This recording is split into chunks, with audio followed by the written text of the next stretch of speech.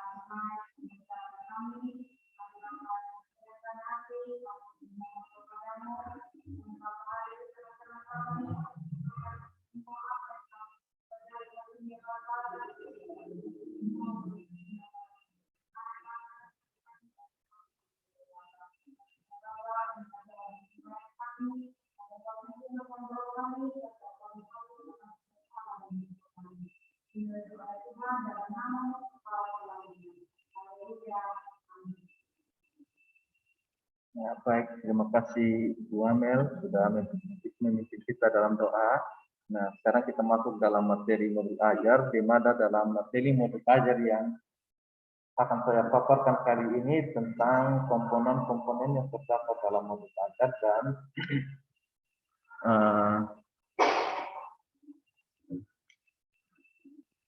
komponen apa-apa saja yang terdapat dalam modul ajar dan konsep yang terdapat dalam modul ajar. Nah, yang paling pertama kita akan belajar tentang konsep yang terdapat dalam modul ajar. Nah, konsep modul ajar pertama itu, modul ajar adalah sejumlah alat atau sarana media, metode, petunjuk, dan pedoman yang dirancang secara sistematik dan menarik. Di mana dalam modul ajar ini seperti seperti GPS. Nah, GPS sebagai penunjuk arah, di mana saat dalam proses belajar mengajar itu kita dituntut untuk menuju ke arah yang kita akan tuju. Nah, itu ya.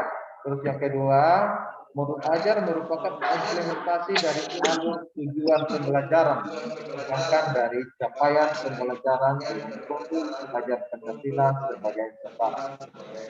Terus yang ketiga, modul ajar disusun sesuai dengan fase atau tahapan perkembangan pendidik. Akan apa yang akan dipelajari dengan tujuan pembelajaran dan berbasis perkembangan jangka panjang. Dan yang keempat, itu guru perlu memahami konsep mengenai modul ajar agar proses pembelajaran lebih menarik dan bermakna. Nah, itu yang merupakan konsep-konsep dari modul ajar. Terus sekarang kita akan masuk bagian yang kedua, di mana di situ kita akan melihat komponen-komponen apa saja yang terdapat dalam modul ajar. Nah, di sini ada 3 komponen. Yang itu komponen pertama itu adalah informasi umum. Di informasi umum sendiri terbagi atas beberapa bagian, yaitu ada identitas modul, di mana pada identitas modul sendiri di situ akan memuat tentang nama penyusun. Di situ ada juga jenjang sekolah, kelas, alokasi waktu, dan sebagainya. Nah, terus yang kedua ada kompetensi awal, di mana kompetensi awal itu di situ kita lihat bagaimana perkembangan dan keterampilan anak sebelumnya. Terus ada profil pelajar Pancasila. Nah, terus ada sarana dan prasarana. sarana dan prasarana itu apa-apa saja yang menjadi alat dan bahan dalam proses belajar mengajar yang terjadi. Nah, terus yang berikut ada target peserta didik. Nah, terus yang terakhir ada model pembelajaran. Di mana dalam model pembelajaran sini contohnya seperti sekarang ini. Ada model pembelajaran jarak jauh dalam bentuk jaringan atau yang biasa kita kenal dengan daring atau di luar jaringan. Nah, terus komponen yang kedua di situ ada komponen inti, di mana dalam komponen inti ada terbagi atas beberapa bagian. Yang pertama ada tujuan pembelajaran. Di situ kita melihat bagaimana apa yang menjadi tujuan dari pembelajaran sendiri. Yang berikut ada pemahaman bermakna.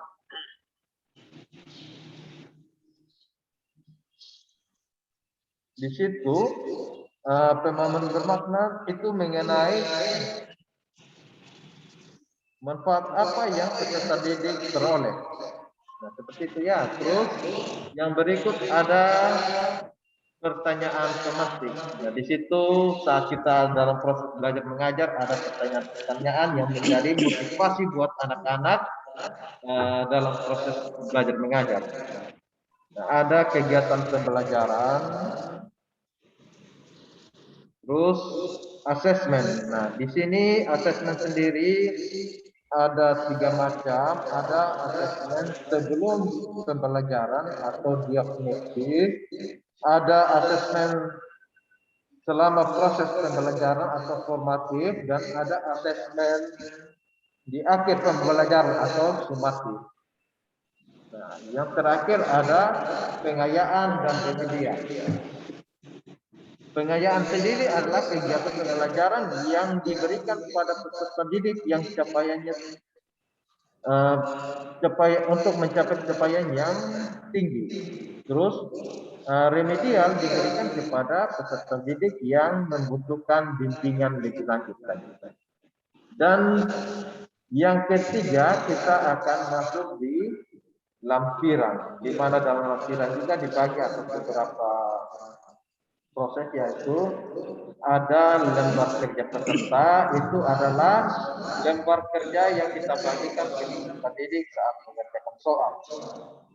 Terus ada bahan bacaan guru dan peserta didik. Itu adalah buku panduan yang dipakai guru ataupun buku panduan yang dipegang oleh peserta didik sendiri. Nah, terus glosarium sendiri ini adalah itu sama artinya dengan kata-kata sulit.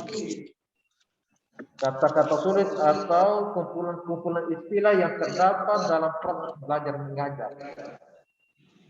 Terus yang terakhir itu adalah daftar pustaka, di mana daftar pustaka itu diambil dari referensi-referensi yang kita ambil untuk membuat yang termuat dalam bahan ajar yang kita akan gunakan. Ya, sampai di sini pembelajaran hari ini. Terima kasih. Sebelum saya menutup pembelajaran hari ini, saya membuka kesempatan untuk Ibu Kameli Retang dan Ibu Dedika David untuk memberikan masukan atau pertanyaan yang masih kurang atau belum dipahami. Terima kasih.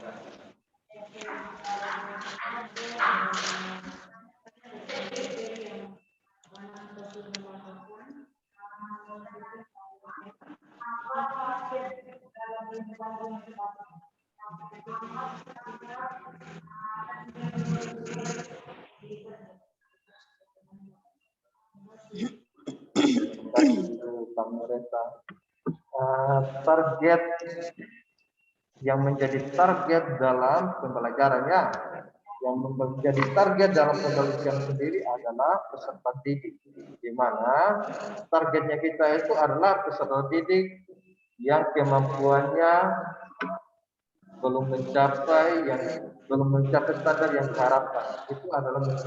Itu adalah merupakan target yang kita utamakan untuk bagaimana bisa mencapai target yang kita sudah tentukan. Terima kasih Ibu Amel. Mungkin dari Ibu Fredrika David. Ya, terima kasih atas kesempatan yang diberikan Pak Purnanto. Yang menjadi pertanyaannya yaitu apa komponen yang paling penting dalam pembuatan modul ajar?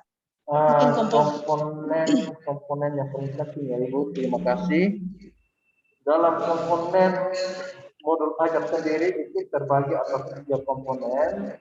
Dari ketiga komponen itu yang paling penting adalah komponen intinya. Nanti saya akan ulangi, di mana dalam komponen inti itu ada tujuan dari pembelajaran, bagaimana pemahaman bermaknanya, bagaimana di situ ada pertanyaan semantik, kegiatan dari pembelajaran, asesmen, ada juga pengayaan dan remedial. Mungkin yang menjadi apa yang menjadi pertanyaan dari Ibu Dikatakan tadi, kemungkinan komponen inti merupakan komponen yang paling utama dalam penyusunan modul ajar tersebut.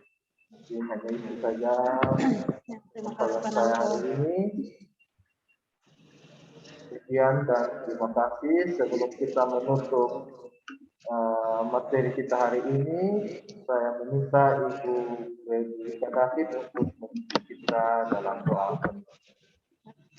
Sebelum kita menutup kegiatan kita yang hari ini, mari kita menghadap Tuhan di dalam doa. Kita berdoa. Segala pujian dan syukur ya Bapa, kami naikkan kepada hadirat-Mu, karena Engkau telah menjaga dan melindungi kami dari awal pertemuan kami hingga pada akhirnya ya Tuhan. Biarlah apapun yang telah kami pelajari pada siang hari ini boleh bermanfaat bagi anak didik kami. Untuk posibilitas kami ya Tuhan, Engkau memberkati dia dalam segala pergumulan kehidupan itu. Terima kasih Bapa yang baik, ampuni segala kesalahan yang telah kami buat. Di dalam nama Tuhan Yesus kami berdoa kepada Bapa di surga. Haleluya, amin. Sampai berjumpa lagi Ibu Kamelia Retang, Ibu Fredrika David, Tuhan Yesus memberkati. Terima kasih Pak, Tuhan memberkati. Selamat siang, Tuhan memberkati.